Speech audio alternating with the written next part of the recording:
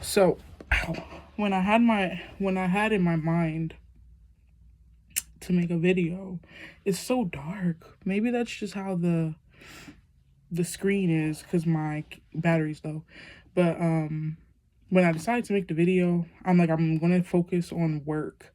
But um when I was at work, what was that? Like Tuesday, all this week, like since Monday up until Friday, I kind of noticed it going away Friday, but um um Tuesday, Monday was, mentally very shitty for me. I don't know what it was. Like there's a lot of different things going on in my life that are causing me to have to change the way that I think. So it's like I feel, I guess, drained from that. Maybe that's what it was. I felt just flat.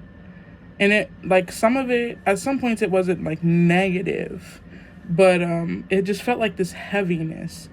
And there was not really one thing I could put my mind on it being. So I was feeling that. So I went to work, and I'm a registered behavior technician. I work with kids. So Monday, I pushed through it. And then Tuesday, I had supervision with my boss. So I think maybe that's what kind of pushed me over the edge, because when you're already not in the right, state of mind, like you're not feeling good. Like literally Tuesday, I was so excited to go to work. Monday, Monday night, I kept thinking about it, and I was like, "Oh, I can't wait to get back to work." And so, Tuesday, I'm excited driving there, and then as soon as I step foot in the house, it literally feels like all that feeling is just like for no reason at all. It's not like anything was happening. It wasn't like anybody said anything negative to me, and my client was just as happy as he usually is. Like there was nothing wrong, but yet that's how I felt. And it was so weird. And I don't know if that's like, I'm pretty sure that's happened before. I just didn't have the words to really describe it because, that's just what my mood feels like. It's not like anything is happening, it's just like shifts. And I pretty much stayed like that up until my boss, it was time for him to sign on. And so, my client that day, he was just being very non-compliant. I would ask him to sit in the chair, and he would roll all over the floor, laugh, and pretty much make me have to wait and keep repeating myself. And then I'm high as fuck. Like, I don't know if you could realize that, but I'm high. Anyway, so he was being very non-compliant, and at some points we would go and sit at the table, and everything that was on the table he would swipe it off and throw it. And so one point, his food that he was eating, he swiped onto the floor when he had to go sit down at the table. And it was like his dad also was sitting on the couch the whole entire time. And so I think that also added another pressure because it felt like I had to perform, and not in the way that like you may think. It almost was like extra like extra, what is it called? Regarding. Like I don't know how to explain it. It was like extra eyes, the best way I can explain it. And so, I know that I'm being like watched, like at some points I know that I'm being heard to, versus if like he's in the kitchen, I can kind of disconnect from that awareness. But like he was there in the room. And even at one point where he swiped his food off the table, his dad walked by and said, "It makes me want to beat his little ass when I see him do that." And what I said to him was, I'm trying not to give it attention because at the time I wasn't sure of the function of the behavior. Was it attention? Was it something sensory? Like I couldn't say that he was like, because when I started working with him last year, he would do that. And I couldn't put anything on the table. Like when I had to come sit at the table, I had to place things on it one by one. And we've worked to a point where I can fill the whole table with things and different activities, and he's not going to swipe it off. So during these fits of non-compliance, he engages in that, you know, that swiping things off the table. And at the time, you know, I told him, I was like, I think it's for attention. And I don't want to give it attention. So I just, you know, picked it up off the floor and, you know, kept going with the activity. I was confused as if is I should what my God. I was confused about either asking him to pick it up because he knows how to, like, if I say go pick up or clean up, he knows that he needs to be looking for things to like put away. He understands that. And so I was like, in this moment, should I just pick it up and, you know, give my attention back to him, or should I ask him to go pick it up? But if he's already being non-compliant and I got him to sit at the table, I kind of felt like I should just keep going. And so on Tuesday when my boss came, you know, I took ABC data on it. So I told him about it, and he was like, what are the 4 functions of behavior? I forgot the thingy he gave me. I think it was like everybody,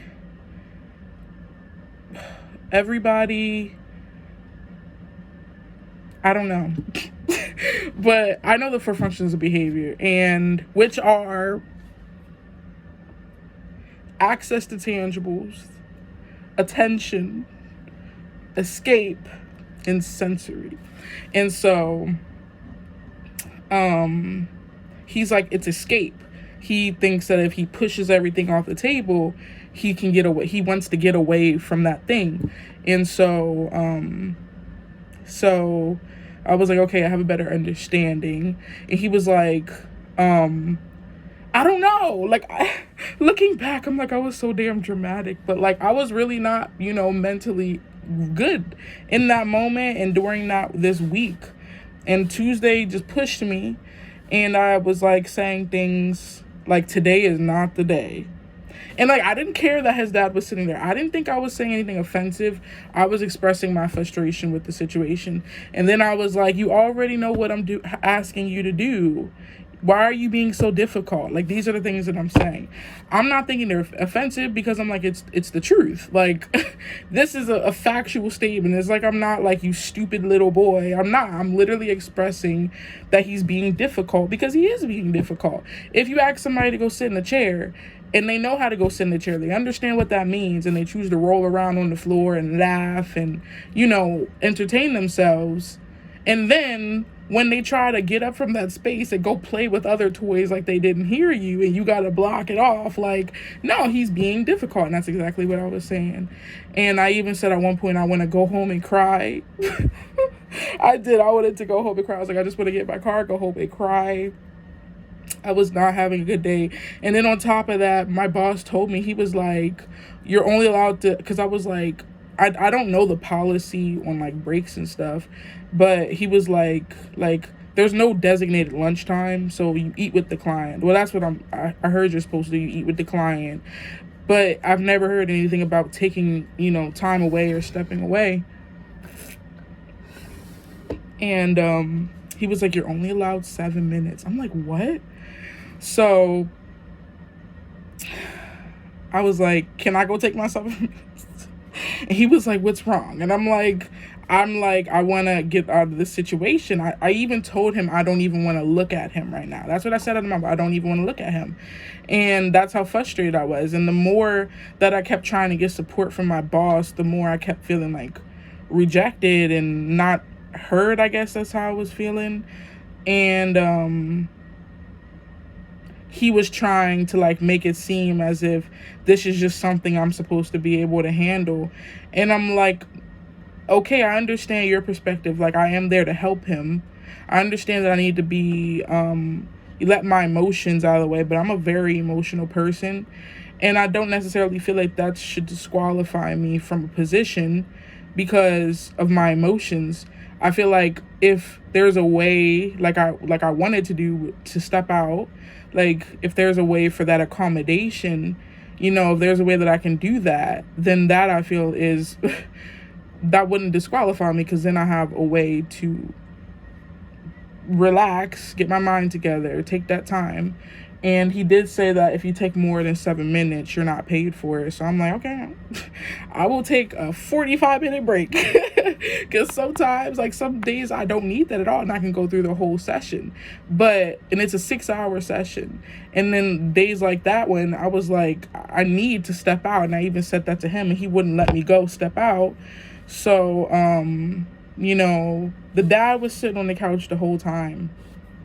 He heard those things and I guess he felt offended because I was saying those things. So he told his wife and, she confronted me on Thursday and was like, is everything okay?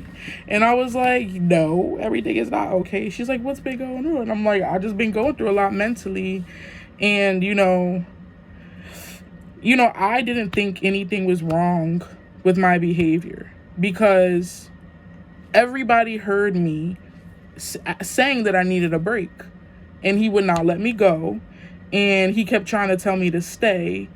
And he's like, when it's hard like this is where you need to stay and push through.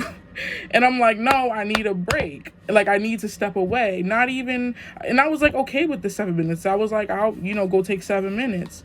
But, yeah, everybody who was there heard me asking to step away, trying to get away.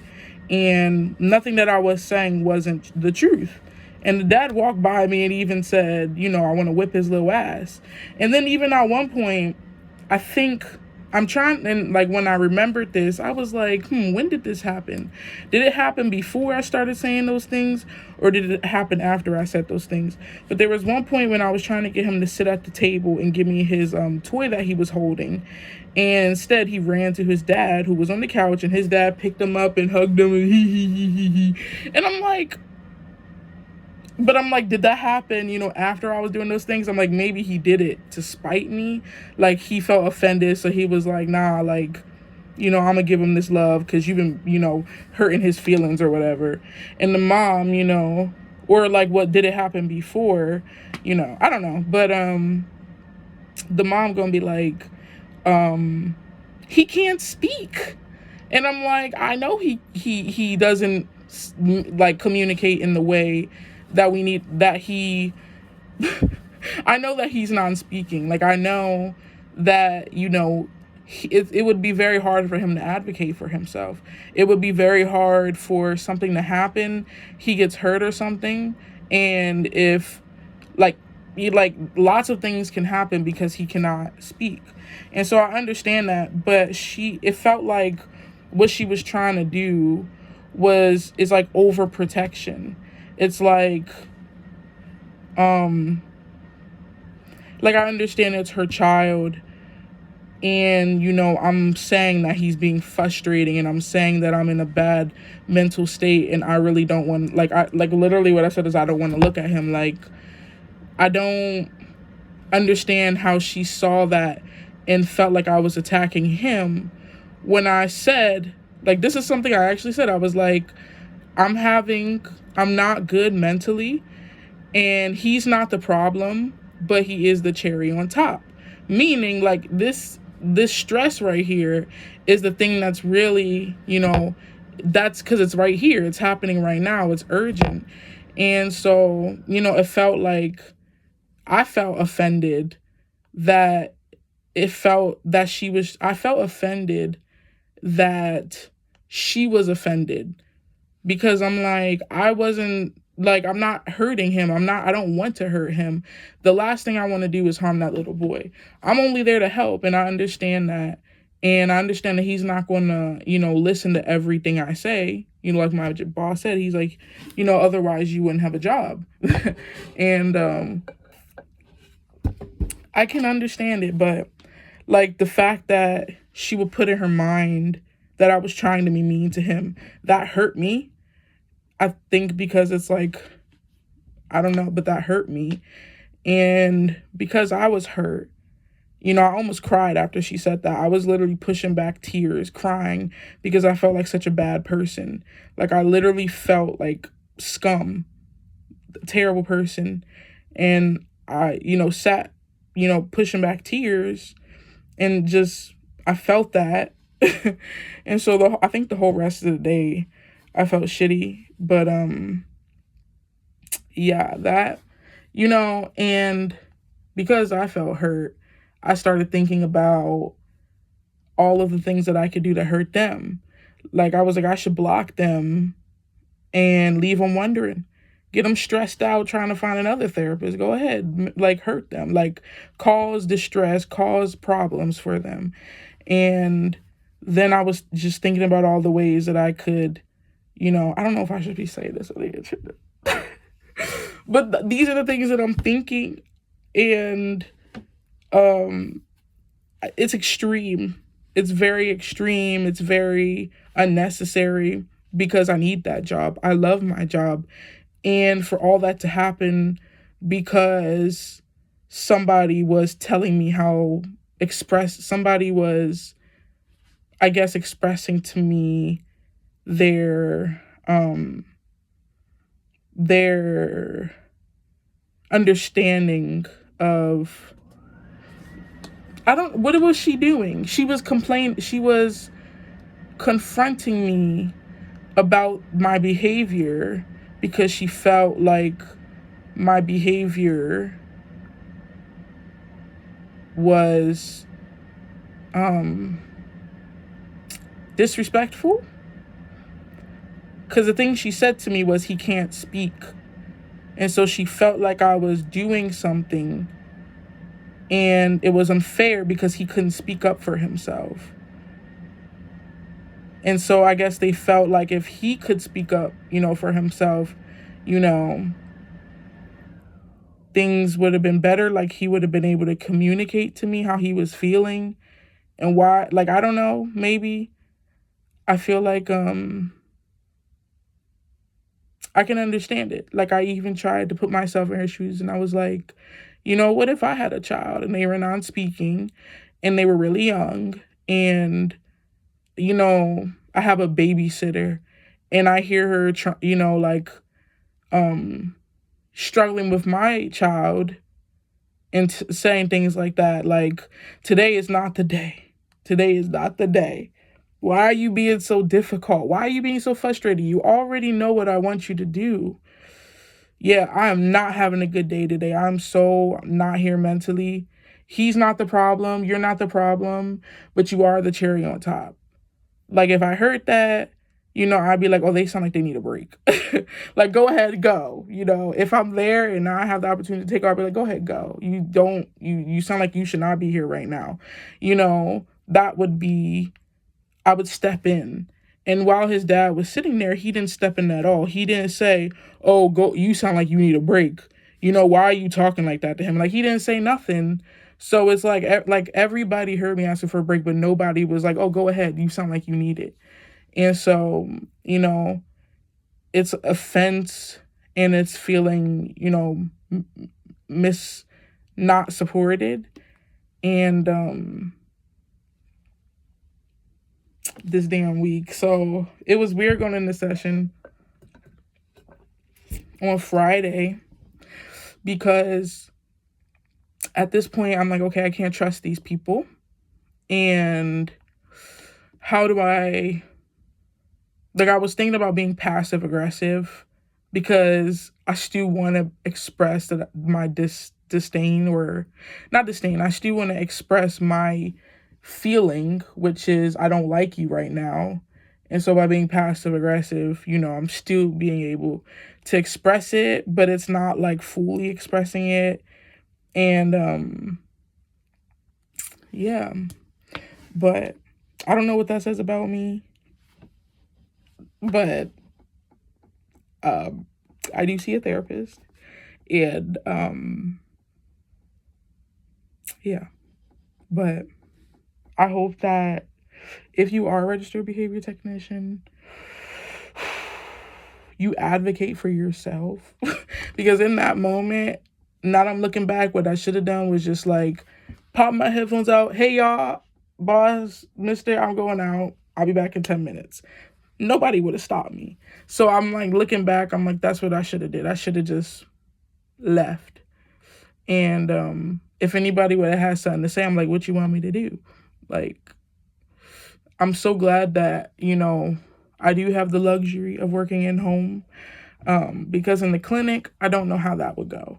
And in the clinic, you got to be a specific type of registered behavior technician to do it. Because I did it one time, and I was like, this is not for me. It's a lot. And as long as it took me to gain control of the sessions and understand who my client is, that took a long time. It's been a year now, and I'm still learning him. And I feel like in the past month, I did learn a lot about him. But, I walk into the clinic, they're like, this is your client that you're going to be working with. And so I don't know if I'm even going to work with her again, because it was like I was covering for somebody, and I guess they didn't have anybody else to cover. So they called me in, and, I've never worked with her before. She was non-speaking. And I'm like, okay, I got to learn this client. Then the RBT who does work with her, but she was like being like the leader that day. So she didn't really have one specific client. She was kind of helping me and going around to everybody else. But she, was telling me, things about her. And then, I'm trying to listen, also watch the client. And I'm like, really? Yeah, let me get past that first. So like, then there's other clients running around, and I'm like, whoa, like, I think one client came over and like grabbed my hand and like started leading me somewhere. And I'm like, and then like other RBTs there who I also gotta like, be aware of and acknowledge. And, like other clients will run up to my client and try to get on the things that she was. And I'm like, in their RBTs will be over there doing something. And then learning the schedule of the day, learning what types of things my client does and does not like. That was very hard to do in the first day. And so if I'm not going to be her main RBT and there's like 7 other people willing to cover and I might not get her, it's just, I don't like I wouldn't want to do that again with another client and another client. I'm just not interested in it.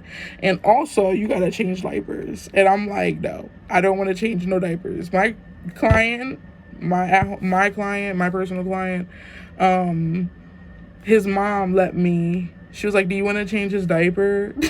And I was like, if I say no, that's going to make me look like unprofessional. Because I feel like a part of my job working with kids, you should know. Like, I don't, like, yeah, like, I feel like that's just something. So I was like, yeah. And then I changed his diaper. And I was just like, I don't like this experience. I don't want to do this unless it's with my own children one day. But I'm not interested. And at the end of the day, returning them to their father. And it was just, I was like, I don't like this. And it was far away. But I will be getting another client this upcoming week. And they're pretty far from me, but I'm excited to meet another kid. I'm excited to learn. I'm excited to gain new skills, see who the supervisor is, what information they can give me. I'm excited to be a part of another family, because that is like one of the best things about being in about my job. And it's so funny because the last client I had, if I ever had problems with him, if she ever heard me saying Caleb, I was saying his name, if she ever was like, if she ever heard me like raising my voice or like seeming like I was stressed out, she'd come over and like whip him up, like not hit him, but she'd like, straighten him up. And so, with Luke, with my client that I have now, you can't really do anything. You can't do that. It's like, you can't say to him, stop it. Like, stop acting like that, It's like, And they'll be like, oh, you want me to whip his ass? And I'm like, whip his ass, whatever. You're not gonna whip his ass. And I don't want you whipping his ass. And so it's totally different. And I know I need more flexibility with my emotions, but my emotions, the way that I was feeling, it just in that moment, in that 2 hours at the end of the session, it was really getting to me. And but I'm gonna keep talking because I'm high. And yeah.